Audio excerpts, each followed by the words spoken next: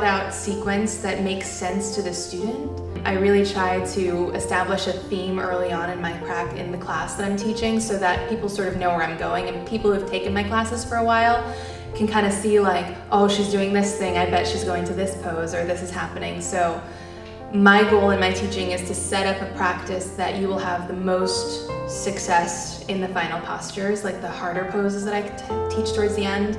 I really find it kind of jarring if I go into a class and they're like, okay, do this random pose, and you're like, what is happening? So I really try to break down ideas and families of poses so that by the end of class, people can see where we started and then where it can progress to. My favorite pose is downward facing dog.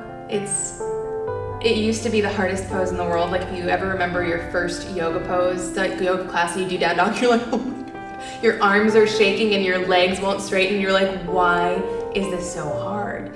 And it's such a humbling pose because almost every major muscle group is being worked or stretched or something. But then as you continue on your practice, it eventually becomes like, oh, thank God we're in down dog. Like it's so nice and juicy, and yeah, it just is such a stepping stone for so many other places to go. So down dog really is like my bread and butter, my favorite pose. Being able to take classes from, say, Iyengar teachers, it sort of informs my flow teaching because I can slow certain things down and break it down. And I find that the students are more receptive to that than, say, in another studio where they're just used to flowing.